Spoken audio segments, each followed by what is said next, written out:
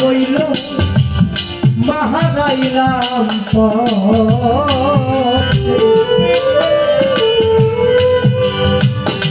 ভাই বন্ধু কেউ নাই আমার সাথে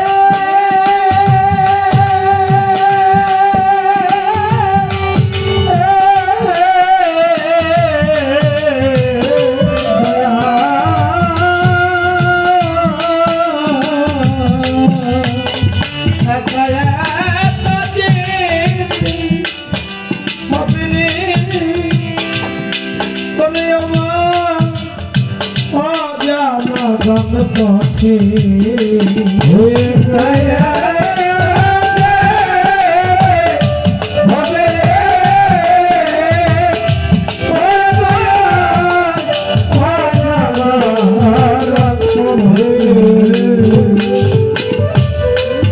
একা একা যেতে হবে এমন একটা অজানা পথ যে পথের সন্ধান আমি জানি পিতা বইল মা হারাইলাম পথে ভাই বন্ধু কেউ নাই আমার সাথে এটা কি অনদি সরকারের কথা হাদিসের মধ্যে পাওয়া যায় আমার দয়াল নবী মাত্র 6 বছর বয়স তার একটা বালুর মাঠের মধ্যে খেলা করে তারা খেলার সাথী নাম তার তাহেরকে নিয়ে ওই রাস্তা দিয়ে তাহেরের বাবা যাইতেছে দেখে বাচ্চারা খেলতে খেলতে রৌদ্র ঘাইমে গেছে তাহেরের বাবা তাহেরের কাছে এসে বলতেছে বাবা রৌদ্রের মধ্যে খেলতে খেলতে ঘাইমে গেছিস একটা কাপড় দিয়া মুখটা পুছায় দিয়া তাহেরের বাবা গালের মধ্যে একটা চুমো দিয়ে আরবের প্রিয় খাবার খুরমা একটা খুরমা তাহেরের বাবা তাহেরের মুখে তুলে দিছে আমার নবীর বাবা নাই তাকায় তাকায় পাশে থেকে দেখে আর বলে ও তাহের এই মানুষটা তোমাকে এত ভালোবাসা দিচ্ছে আদর করতেছে এই মানুষটা কে তাহের বলে তুমি বুঝি জানো না মোহাম্মদ এই মানুষটা আমার বাবা দয়াল নবী বাবার কথা শুনে 2 চোখের পানি ছেড়ে দিয়ে বলে ও তাহের বাবা বুঝি এমনই হয় বাবা থাকলে বুঝি বাবা সন্তানকে এমনি ভাবে আদর করে কই তা আমার বাবা তো এসে আমাকে কোনোদিন এইভাবে গলার মধ্যে জড়িয়ে ধরে বুকে চুমো দিয়ে খাইয়ে দিল না তোমার বাবা কি আমাকে খাইয়ে দিবে তাহের বলে মোহাম্মদ আমার বাবা খাওয়াবে কেন তোমার বাবা থাকলে তাকে গিয়ে বলবো আমাদের নবী দৌড়ে চলে গেছেন মা বেটার কাছে গিয়ে বলতেছে বাবা সবার নাকি বাবা আছে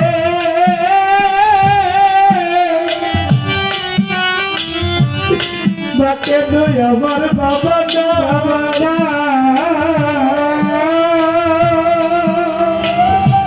বাবা আমার বাবা কোথায় আছে একবার এনে দাও না বাবা আমার বাবা কোথায় তাহের কি তার বাবা কত ভালোবাসে কত আদর করে আমার বাবা তো আমাকে এইভাবে আদর করে না আমার বাবা কোথায় মা বেনা বলে মোহাম্মদ রে তুই আমার বুকের মানিক তোকে বুকের মধ্যে পেয়ে তোর বাবা হারানোর যন্ত্রণা জ্বালাটা ভুলেই গিয়েছিল আজকে অনেকদিন পরে আমার নিভে যাওয়া আগুনটারে জ্বালায় দিলি রে মোহাম্মদ তুই তোর বাবার কাছে যাবি শাম শহরে বাণিজ্য করতে গিয়ে পিতা আব্দুল্লাহ সেখানে ইন্তেকাল করেছিল মা আমেনা সাথে এক দাসী ডাক্তার আয়মান দাসী শিশু মোহাম্মদকে নিয়ে তারা 3 জনে পিতা আব্দুল্লাহ রওজার উদ্দেশ্যে বেরিয়ে গেল রওজার কাছে গিয়ে মা আমেনা বলতেছে মোহাম্মদ ওইখানে তোর বাবা শুয়ে আছে, ডাক মোহাম্মদ, তুই ডাকলে তোর ডাক শুনে তোর বাবা চলে আসবে।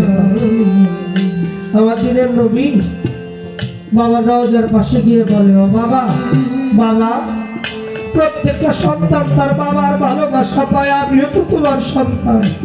তুমি যেখানে থাকো আমি বলবো না সারা জীবনের জন্য আসো, শুধু একটা মুহূর্তের জন্য এসে আমাকে বুকের মধ্যে জড়িয়ে ধরে একটু আদর করে যাও না বাবা। গড়াগড়ি করে কাঁদে। আল্লাহ রহমতের ফেরেশতারা আল্লাহ দরবারে হাত তুলে বলে, হে মাওলা, তুমি বহিয়ান গরিয়ান সর্বশক্তিমান, তুমি যার জন্য এই পৃথিবী সাজাইলা সেই মোহাম্মদ তার বাবার জন্য কাঁদে। তুমি আল্লাহ চাইলে তো মোহাম্মদের বাবাকে উঠায়ও দিতে পারো। আমার আল্লাহ বলে, পারি রে ফেরেশতা। আজকে যদি মোহাম্মদের কান্না দেখে তার বাবাকে ফিরে দেই, এমনি করে কিয়ামত পর্যন্ত কোনো সন্তান যদি তার বাবাকে হারিয়ে কাঁদে, আমারও যদি বাবারে একবারের জন্য ফিরত চান, আমি আল্লাহ ওই দিন ওই সন্তানের বাবাকেও ফিরে দিতে হবে। তাই একবার যদি কেউ যায়, সে আর আসে না। অনেকক্ষণ কান্নাকাটি করে বাবার দেখা না পেয়ে মাকে নিয়ে আপন বাড়ির উদ্দেশ্যে রওনা হয়ে গেল। পথেই মা আমেনার শরীরটা আস্তে আস্তে অসুস্থ হওয়া শুরু করলো। আবুয়া নামক মোকামের মধ্যে যখন এসে পড়লো, আল্লাহ ডেকে বলে, আজরাইল, তুমি চলে যাও, গিয়ে মা আমেনার জান কবজ করে নিয়ে আসো। একটা শিশু বাচ্চা বাবার ব্যথায় কাঁদে। ওই মুহূর্তে যদি কারো মা চলে যায়, যার হারাইছে সেই তো হারাইলে কেমন লাগে।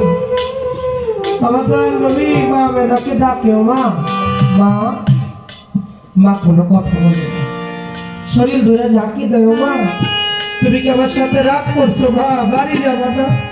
মা আমেনা কোনো কথা বলে না। আমার নবী বুঝতে পারলেন আমার বাবা আমাকে ফাঁকি দিয়ে যে এই দেশে চলে গেছে, আজকে বুঝি আমার গর্ভধারিণী মা আমাকে চিরে এতিম করে, সর্বহারা করে, কাঙাল করে আমার মা দুঃখিনীও বুঝি আমাকে ফেলে চলে গেল।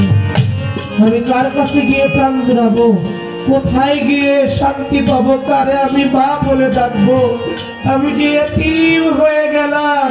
আমার নবী কাঁদে আর বলে, ভাবে আমি